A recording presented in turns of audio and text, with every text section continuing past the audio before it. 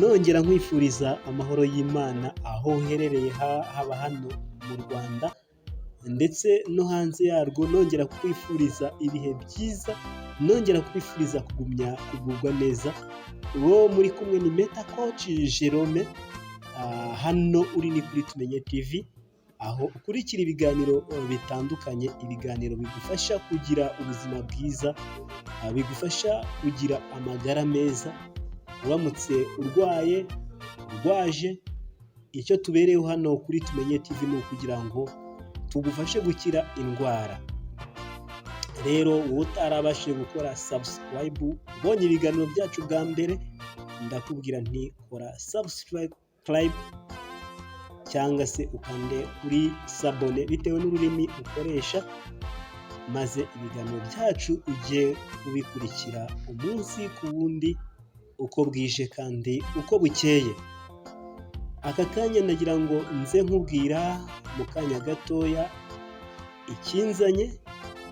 Akenshi nkunda kuza nkubwira ku ndwara zigiye zitandukanye, kuri diyabete cyangwa se nkakubwira ku muvuduko w'amaraso, nkakubwira ku ndwara zibasira imyanya myibarukira, ama-infection yaba urinere cyangwa se yaba infection vaginal.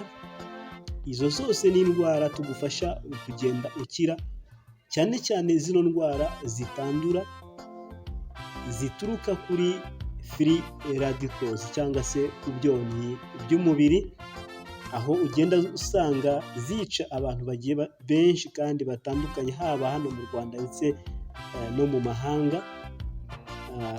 Aho sinabura kuvuga indwara ya kanseri, ariko nkubwira yuko dufite uburyo tugufasha, haba ufashijwemo n'abahanga, abadogiteri ndetse n'abandi bantu b'ingeri zitandukanye, cyane cyane abakora mu bijyanye n'ubuzima, bakagufasha gukira indwara, cyane cyane hifashishijwe product dukura mu Buhinde ndetse no muri Amerika, mu bihugu byateye imbere mu kijyanye n'ubuvuzi. Aka kanya rero ikinzanye, ndagira ngo nze subize ikibazo twabajijwe n'umukunzi wacu, ariko usanga ari ikibazo rusange nawe wari umaze iminsi wibaza, cyane cyane we mudamu, we mukobwa, ni ikibazo usanga nawe wari umaze iminsi wibaza. Iki kibazo rero uri kwibaza ngo ni ikihe? Ese umuti wacyo ni uwuhe? Ese byagenda gute?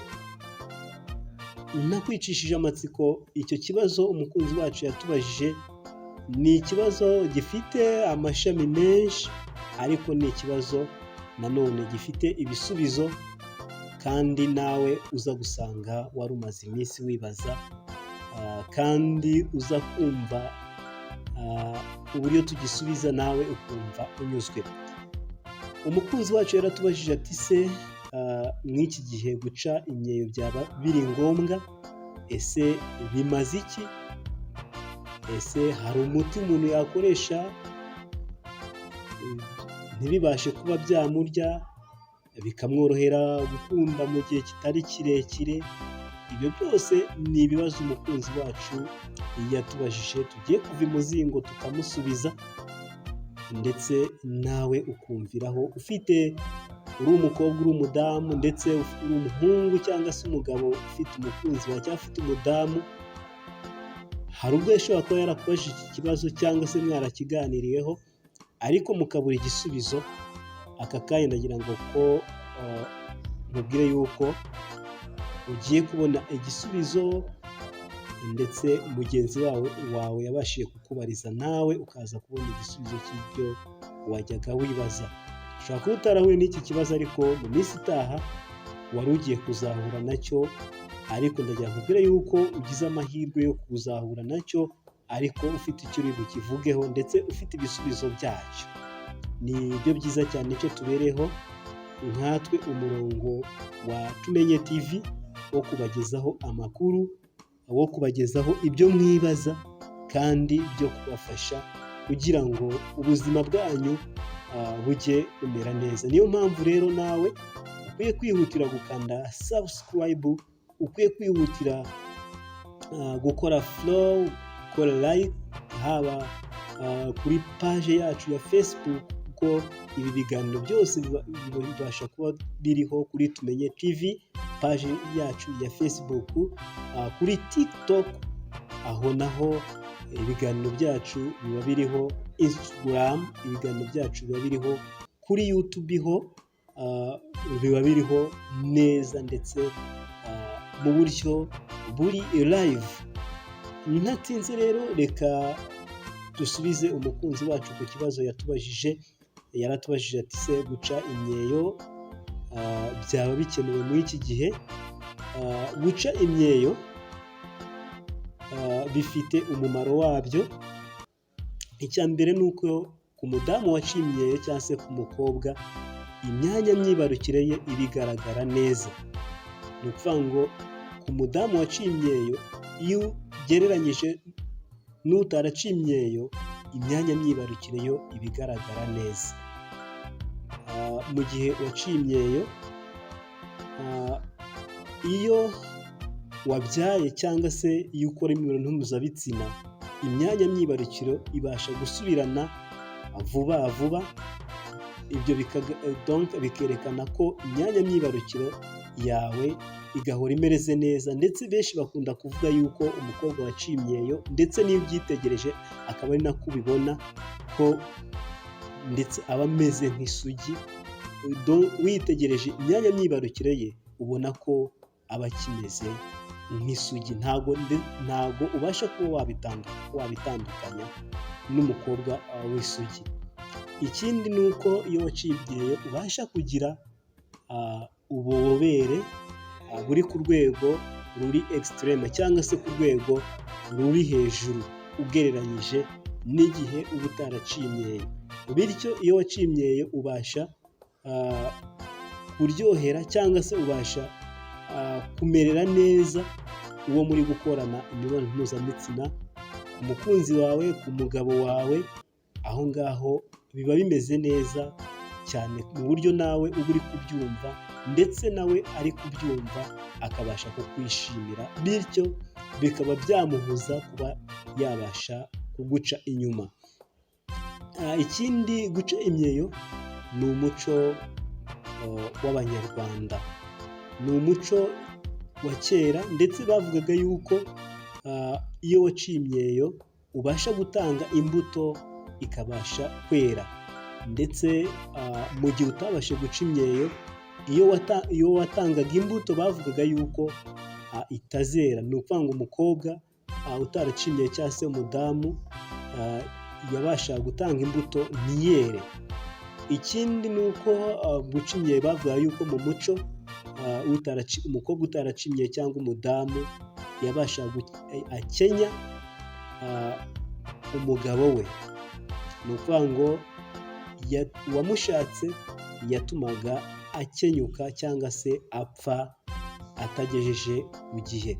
Ni byinshi rero bavuga, kandi ugenda ugasanga ari ingenzi cyane. Guca imyeyo birakeneye kandi ni ingenzi. Ikindi umukunzi wacu yaratubajije se ni ku myaka ingahe wabasha guca imyeyo? Nagira ngo musubize yuko ku myaka 35 iyo uca imyeyo, munsi y'aho ngaho bigenda neza. Ku myaka ubundi 14, ndetse reka mvuge ko ari 12, hagati ya 12 na 35, aho ngaho guca imyeyo iyo ubikoze hagati y'icyo gihe bigenda neza kurutaho. Uko ugenda ukura ujya mu myaka yo hejuru, niko ugenda utakaza amahirwe yo kuba waca imyeyo bikanga. Nagira nkubwire yuko mu gihe urengeje imyaka 35 guca imyeyo ntago bibasha kuba byakwemera. N'iyo byakemera biba bigoranye, kuko umubiri waba umaze gutakaza ubushobozi bwo kuba waca imyeyo bikemera. Ku kijyanye n'umuti wo gukoresha, ndagira nkubwire yuko umukunzi wacu guca imyeyo dufite umuti ubasha kugufasha ndetse guca imyeyo bigashoboka mu gihe kitari kinini, mu gihe cy'iminsi 15 honyine. Icyo gihe bikaba byamaze gukunda kandi bimeze neza, ari ibintu ubona bikunejeje kandi bishimishije. Mu kanya gato ndakurangira uburyo uyu muti wabasha kukugeraho, aho wabukura, waba uri hano waba uri muri Kigali ndetse waba uri mu ntara mu Rwanda, ubaye uri mu bindi bihugu naho ukaba ubasha kuba wabona aya makuru, ukaba wabasha kudukontagitinga cyangwa se kuvugana natwe, tubasha kugufasha maze uyu muti ukabasha kukugeraho. Uyu muti uzakubona binyuze kuri nimero ya WhatsApp ya 0781109334. Ndayisubiramo, na nimero ndetse uri kubona muri screen yawe ya 0781109334. Ubwo ubaye uri hanze y'igihugu dukurikirana, wongeraho kode guteranya 250 ugakomeza 0781109334. nguko ukomeza n'iyo nimero uri kureba muri screen yawe. Ndagira ngo nkubwire yuko rero mu gihe ubashije kubona no makuru, mu gihe ubashije gusobanukirwa, hari ibyo udasobanukiwe muri komenti, wakandika muri komenti tukagusubiza, ndetse wabasha kuduhamagara ku iyo nimero ya WhatsApp tukagusubiza. Ndetse ukeneye umuti uri mu Rwanda cyangwa mu bindi bihugu byo hanze, niyo nimero uzahitaho icyo wakenera cyose, n'andi makuru uretse n'aya ngaya yo guca imyeyo, ku zindi ndwara zigiye zitandukanye. Wabasha gusura ibiganiro byacu twagiye dukora mu bihe by'imbere, ukabasha gusobanukirwa maze ugakira kandi ukamererwa neza. Nahangaha rero usubikiye iki kiganiro ngira ngo ubashe gusobanukirwa n'ibijyanye no guca imyeyo, aho wakura umuti, uburyo bizagufasha mu minsi 15 ukabasha kuba wamaze kugwiza. Ibyo ni ibintu bisobanutse kandi by'ingenzi cyane. Rero ntabwo ari umwihariko ku Banyarwanda ku guca imyeyo. Ikindi ngira ngo nongereho, ni n'umwihariko ku Barundi ndetse n'abandi bantu bose bagiye batandukanye, kuko waba umwera cyangwa se umwirabura, ibi ni ibintu bizagufasha kugira ngo wubake urugo rubashe gukomera, kugira ngo ugire imyanya myibarukiro imeze neza, ayora donc ifunze mu buryo bwiza, nawe ureba ukabona bibereye amaso, nawe ureba ukabona ni byiza, umukunzi wawe akabasha kugumya kukwishimira ndetse no kukunezererwa. Rero ndagira kubwira yuko ari ahangaha duhagarikiye iki kiganiro twagiranaga cyo kuguca imyeyo, dusubiza ibibazo umukunzi wacu yatubajije. Nawe ngira ngo waboneyeho gusobanukirwa byinshi, ubaye hari byinshi donc ari cyo wifuza kutubaza, amarembo aruguruye, tuguteze amatwi, twiteguye kugufasha kandi twiteguye kugusubiza mu gihe cya nyacyo. Rero kora subscribe ndetse ukurikirane ibiganiro byacu kuri TikTok, kuri Tumenye TV, ubikurikire ndetse kuri page yacu ya Facebook ndetse na Instagram no kuri YouTube channel. By'umwihariko udusure kuri ofisi, ubone byinshi, tugusobanura byinshi, uhure n'inzobere, abashakashatsi, abadokiteri babashe kukugezaho byinshi. Reka duhure ubutaha, reka nkwifurize kugumya kugubwa neza. Meta Coach Jerome ni tuba turi kumwe umunsi ku wundi, ko bwije uko bukeye. Reka duhure ubutaha mu biganiro bitaha. Mukomeze kugubwa neza, Uwiteka akomeza abahire. See you at next.